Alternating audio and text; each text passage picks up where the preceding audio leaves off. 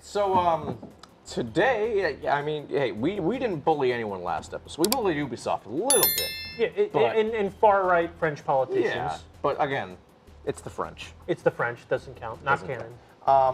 But this time we're going all in on bullying. And who are we bullying, you might ask?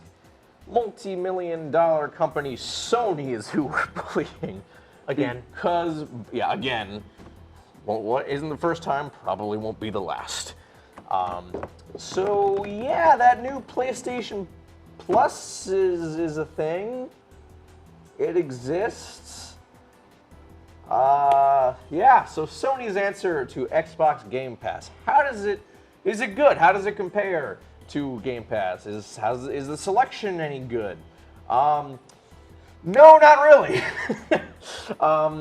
Service updated in June. I got it. I made sure to kind of grind a little bit. I don't know what the stack's the word I'm looking for. I mean, to stack a year or two by buying PS Now previously. So yeah, came out in June. I barely touched it. In fact, I only touched it briefly, not on my PlayStation, but at a friend's house. And only just again today, before we recorded, just to prove my point. It's like, oh, let me see what the selection is here. Let me confirm that it's actually pretty terrible. And let me tell you, yeah, it is pretty terrible. The selection of PlayStation, PlayStation 2, and PlayStation Portable especially is pretty god dang awful. Things like War of the Monsters, Worms Armageddon, the original Oddworld Abe's Odyssey, Ape Escape, and the director's cut of the original Resident Evil. That's kind of the highlights for Classic out of a whopping enormous library of 38 games.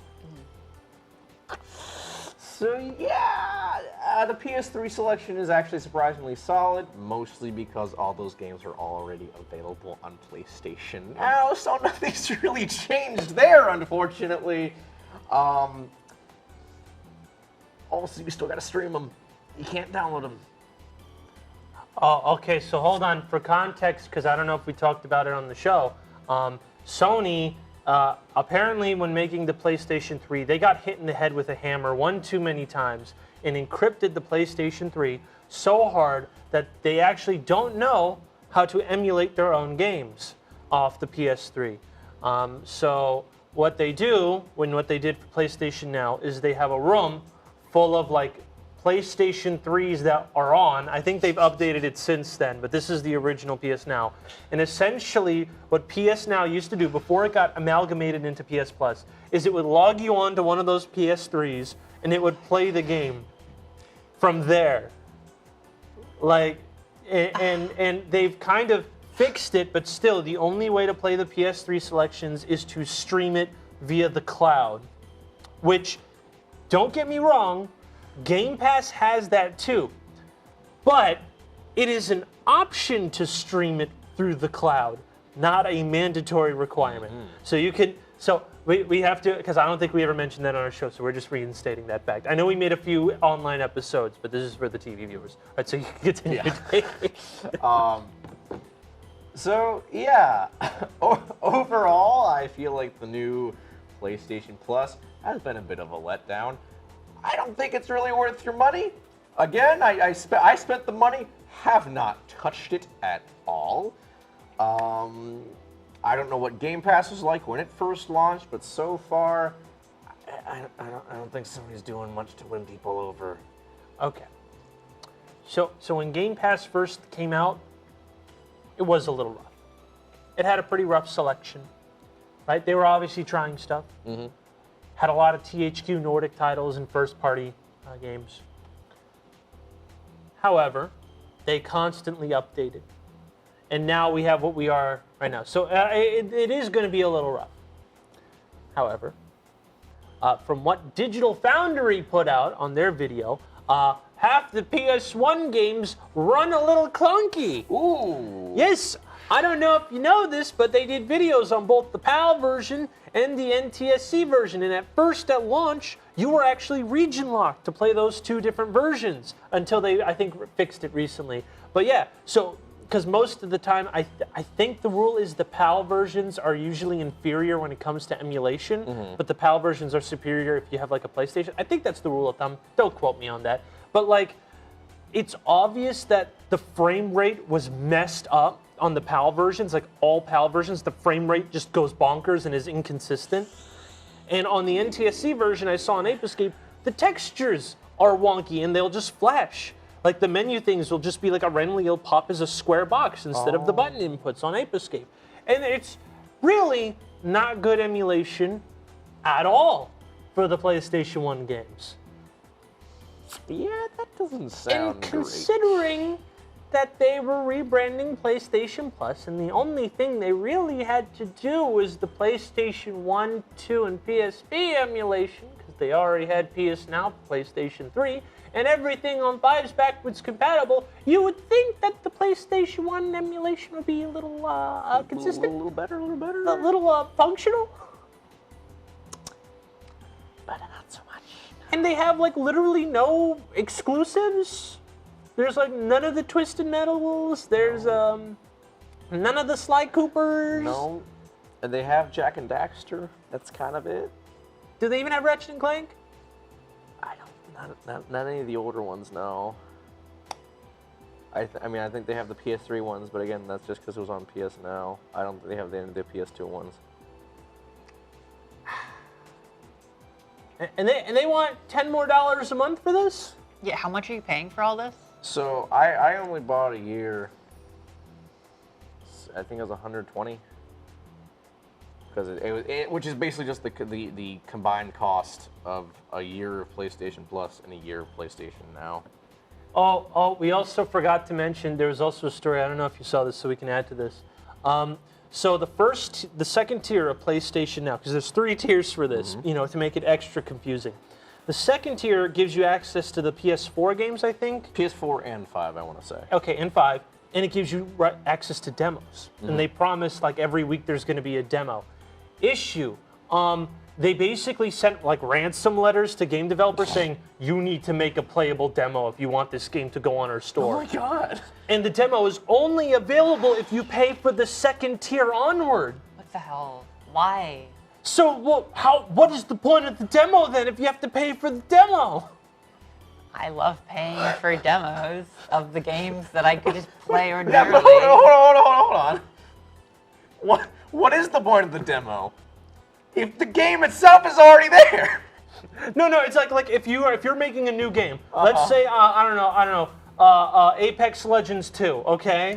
And you're gonna put it on the PlayStation Store, right? And that's like the only big game coming out that week. And Sony needs a demo. They will send EA a letter saying, you need to make a 4-hour demo for this.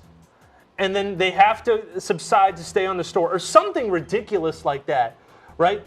Demanding developers make demos of popular games, not indie games, right, mind you. And then you have to pay for the second tier to play this demo to see if you wish to purchase Apex Legends 2. Theoretical, Apex Legends 2 isn't a thing. But theoretically, that is how it would work. So this is for a game which you can't already get through the like PS Now or whatever. Yes, it is literally like a new game that came out that's not going to be on the service. It's just demanding people to make demos, which is cool. Demanding people to make demos is good. However, not only forcing people to make demos for games that you push, this is a little iffy in my book. I would imagine like you'd need a more organic way to convince people to do it. I imagine what we're gonna see is a lot of bad demos, like like I got turned off this game because it's so glitchy. No, that's just the demo. It was made in 3 hours with like a team of 1 crunching developer and a rabbit. So I think they have now a demo team to help assist people make demos. But I'm like, why would you hide it behind a paywall? Yeah, what's the point then? It's like, okay, should I pay money? It ain't free. You would pay money for like 4 hours of a game, Literally. which you could just buy. You could just buy that game. I mean, for the price, I don't know what how much the second tier costs. I assume it's in the range of $60. We're doing some research here, ladies and gentlemen. Stand by. I have no idea. Okay. Hold on, I have it. Oh.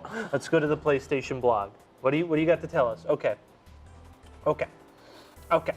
So the base price is $10 a month, $60 a year. Okay. The one with the demos, I'm pretty sure. Oh, I was wrong. I'm a liar. It's not the second tier, which is $15 a month, $100 a year. It's the third tier that's $18 a month, $120 a year. That's what the demos are. Why? Why? That's what the demos are. For that money, just buy the dang game. Oh. Just buy the dang game.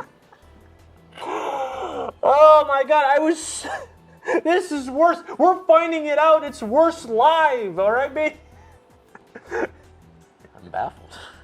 I'm legitimately baffled. Does the extra tier, does it offer anything extra? It's just like the demo? Okay, it's a demo, and you can play the PS3, PlayStation, PSP, and PS2 games. But again, we already went over. There's nothing for the classic systems. So you are paying $60 extra to play old games. Oh, we also forgot to mention, some of these old games you cannot buy. They are only in this service. So when they get taken out of the service, there's a chance you might not be able to purchase them. So making PlayStation 1 games available doesn't seem to be a good point. As quoted in the infamous joke of how Tekken 2 was put on the store for $9,999 as part of a glitch. I don't know if it ever returned to normal, nor do I think is it even available to purchase. So if Tekken 2 gets taken down, you might not be able to play it. So what we need to do, we need to pool our money and buy Tekken 2. Okay. See what happens. Okay, I want to know. I'm with you on this. All right. I want to know. I'm with you 110%. on Okay. this. Because, let me just say right here, if there's any game that costs $9,999, Tekken 2, baby. it's Tekken 2. It's Tekken 2.